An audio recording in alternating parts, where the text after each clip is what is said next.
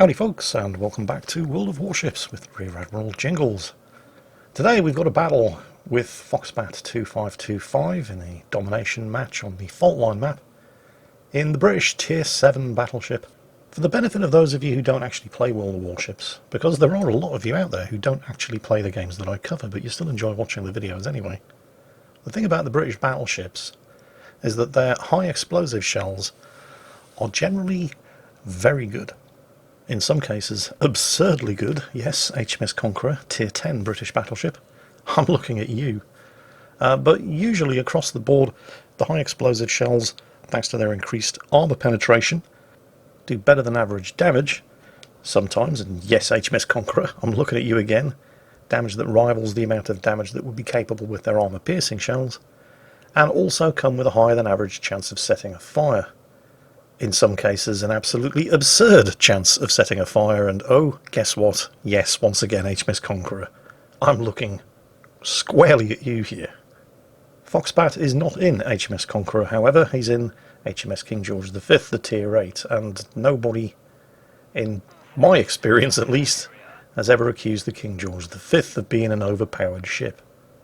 It's certainly not a bad ship, but it's definitely not overpowered. It's just fairly okay in all respects. Its armour is okay, its speed is okay, and the increased damage of its high explosive shells and higher than average chance of setting a fire is tempered by the fact that the King George V is armed with only 14-inch guns, which are kind of low calibre by Tier 8 battleship standards, and don't come with the increased velocity and armour penetration featured on French battleships, for example, armed with guns of a similar calibre. You might have noticed that Foxbat has stopped dead in the water at this point, and you may be asking yourself why, and the simple answer to that question can be figured out by just looking at the minimap. Look at that lemming train. More than 2/3 of Foxbat's team have all headed in the same direction. The enemy team are flipping all three of the caps, with the only resistance being put up, and he's already dead. With the only resistance to the enemy team flipping all of the caps being put up by the team's lone destroyer, the Swedish Västerås, and he's already been sunk because, of course, he's got terrible concealment. So he obviously got outspotted. It was kind of unlucky for him, really, because there's only one destroyer on each team. Well, there's no destroyers on Foxbat's team now, but right at the start of the match, with only one destroyer on each team, there was a 1 in 3 chance that he was going to be contesting the same cap circle as the enemy Icarus. So he probably felt pretty good about those odds, especially considering all of the backup behind him. Unfortunately for him, he chose the same cap circle as the enemy Icarus, got comprehensively outspotted, spanked, and he's dead. So what you're going to see in today's battle, and Foxbat's team are definitely taking an early start, it's not so much about one team outplaying the other. It's going to be about both teams desperately trying to see who can throw the hardest. Something that Foxbat's team are definitely trying to get an early start on. The enemy... Oh, high explosive citadels. He's shooting at an emerald, isn't he? Yeah. Sorry, where was I? Oh yes, throwing the game. Yes, something that Foxbat's team are definitely trying to get an early start at.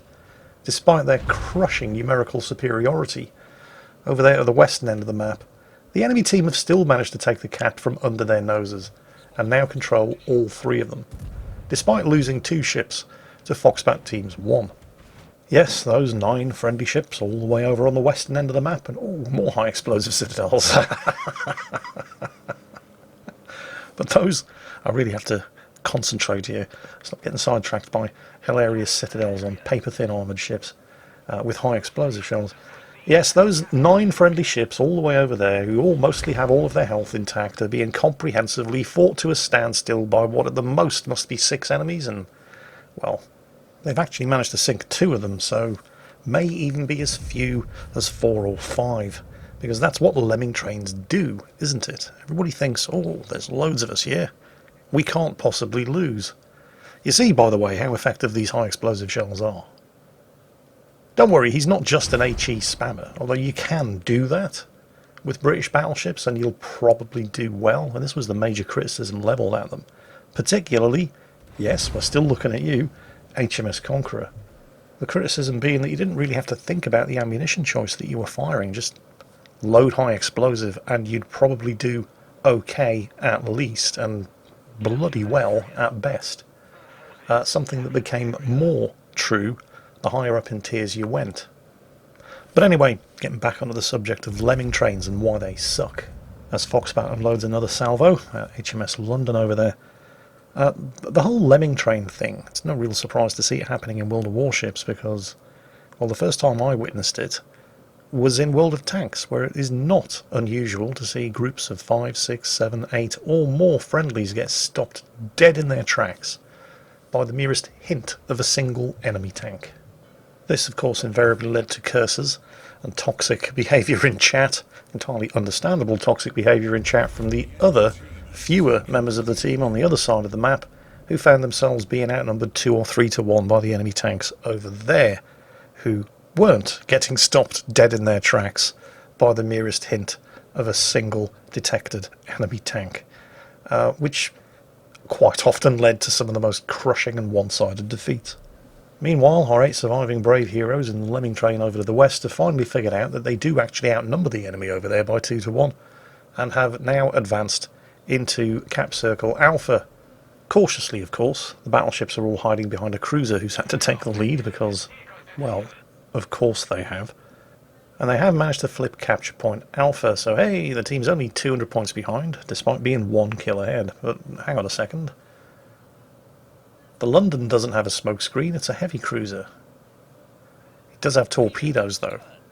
The only possible reason for him to be sitting broadside on like that is that he's getting ready to launch them around the corner. Now, under these circumstances, a lot of battleship captains would simply slam on the brakes, which would only have the result of bringing you to an effective halt, broadside on at point-blank range from the cruiser or destroyer that was about to finish you off with its torpedoes.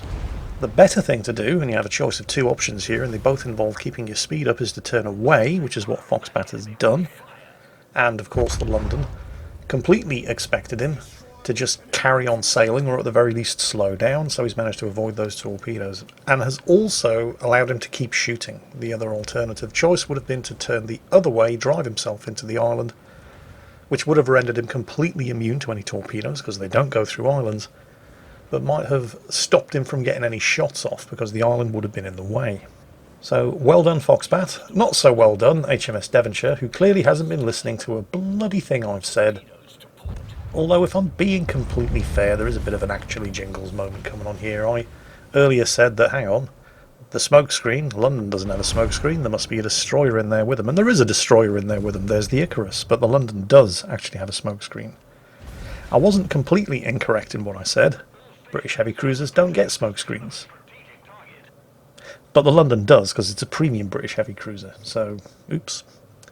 It's entirely possible that the Devonshire thought, well, the London's dead, I don't have anything to worry about, not realising that the Icarus was in there as well. That McCoyan over there, however, yeah, that guy, he has got no such excuse. You do know that you're sailing right into a crossfire from 2 enemy cruisers, both of which are armed with torpedoes and are both around about 5 kilometres away. You know what he's doing, don't you? He's trying to pull a Gneisenau. He's trying to thread the needle between those 2 enemy cruisers so he can torpedo them both and then send it into YouTube. The problem is you're not in a Gneisenau. Well, he kind of got his wish. He is at least on YouTube. Why do people do that? I guess I'm partially responsible. I mean, it's like whenever... Do you remember when Flambas used to constantly be sending me replays where he was taking increasingly stupid ships down the middle in Two Brothers and yet still winning? And then suddenly people were reporting an alarming increase in the number of idiots taking ships down the middle on the Two Brothers map right at the start of the match. I can't help but feel that I might have had something to do with that. In a similar vein, I can clearly remember that when the German battleships were first introduced, and yeah, we are going back quite a bit, YouTube was suddenly flooded with videos of Gneisenau players doing exactly what that McCoyan tried to do. Sailing between 2 enemy ships who didn't expect a battleship to have torpedoes, and, well, torpedoing them. And of course people were doing it in Tirpitzers and Scharnhorsts as well. For a while it was as popular as a mid-rush on the Two Brothers map. But the thing about the Gneisenau, the Tirpitz and the Scharnhorst is that they're battleships. And they can take a couple of hits. Cruisers? Not so much. Even so, have you noticed how you no longer really seem to see many videos of Gneisenau's, Scharnhorsts and Tirpitzers doing the same thing today? I'm pretty sure it's because it's the kind of joke that only really seems to work the first time. After a while the cruisers, who watch YouTube videos just as much as anybody else, realised what the Gneisenau's were trying to do, and a lot of cruisers have torpedoes of their own, which usually have better range than the Gneisenau's torpedoes. And when the Gneisenau tries to do it to an enemy battleship, they have to expose an awfully uncomfortable amount of broadside, in which case they just get blasted into oblivion by point-blank range armor-piercing salvos. What is that Monty... No, don't show them your broadside. What are you doing? No. Oh dear, oh dear, oh dear.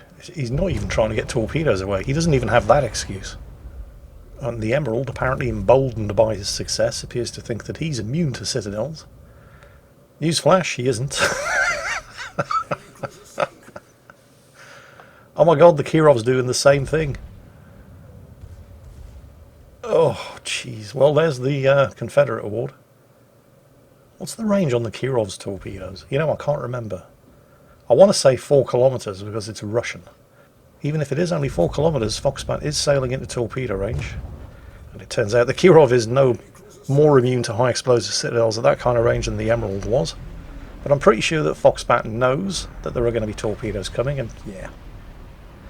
Under those circumstances, not being sure of the torpedo range of the Kirov, I would have just driven the ship into the wreck of the Monty. It would have formed, well, as you just saw, a very effective torpedo shield. But he anticipated them, and he avoided them, so it's all good. So, Kirov's dead. Bit of a good news, bad news situation for Foxbat here. They actually outnumbered the enemy team, not by much. 3 surviving friendlies, 2 surviving enemies, and the 2 surviving enemies were over that end of the map, busy pursuing Foxbat. Unfortunately, despite that very slim kill lead, they still only have 1 cap circle, and the enemy team are more than 400 points ahead. And with 7 minutes of the game remaining, those 2 caps are easily going to be enough for them to win on points. Foxbat here and the Gneisenau up ahead, however, are within spitting distance of cap circle Bravo, and if they take that, it should be able to buy them some time. Foxbat attempting to find out where the enemy ships are by launching his spotter, but somebody's flipping Alpha behind them. I think that gives us a fairly good indication of where at least one of those 2 surviving enemy ships is. And for a moment here I thought that the Gneisenau up ahead was just deliberately trying to throw. Look, you're a ship's length away from the cap circle. Taking that cap circle isn't going to win you the game, but it's going to buy you the time that you need to chase down and sink those 2 enemy ships before they can do any further damage. And the Gneisenau is turning away.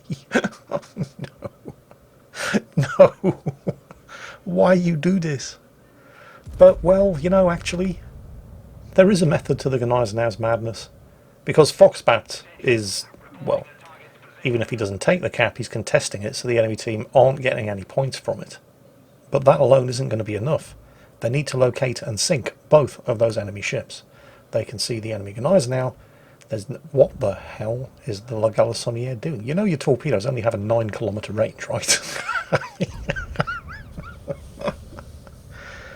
Alright, whatever. Well, you can see that the La Galissoniere is in no rush whatsoever to head back there and spot the Mikoyan.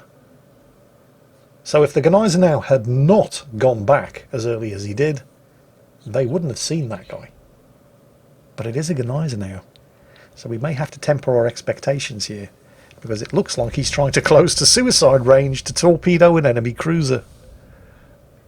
Or is he? No, he's just avoiding the Mikoyan's torpedoes, although he's going to have to paste him good and proper quick before he gets the torpedoes away from the other side. Use the guns. Wow. Ladies and gentlemen, boys and girls, I present to you a Gneisenau captain in World of Warships who understands that he actually has guns even when he's inside torpedo range. Sagriel over there in the friendly Gneisenau, Under most circumstances, nobody would have been surprised to see him turn into a zero as he tried to torpedo the McCoy instead of just shooting him.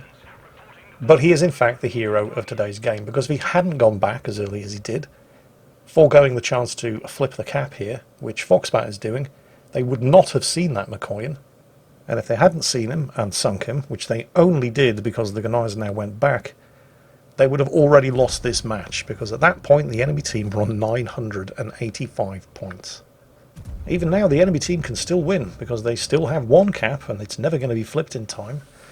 They're on 968 points. It's just ticked over to 971. There's plenty of time left. All that Ganize now has to do is stay alive. So naturally, instead of pulling a right turn, ducking into cover behind those islands, counting to 30, winning the game, and then finding himself back in Berlin in time for Schnapps and Frankfurters, he sails out into open water, where he can get shot at not by one, not by two, but by all three enemy ships, presumably, and I don't know this for a fact, but, well, it is a Ganize now, presumably so that he could get close enough to torpedo an enemy cruiser. Yeah. So, both enemy teams trying as hard as they possibly could right from the start to throw that match. Luckily for Foxbat, and due in no small part to his own efforts there, the enemy team just managed to throw that little bit harder. Congratulations, Foxbat. Everyone else, hope you enjoyed it, and as always, take care, stay safe, and I'll catch you next time.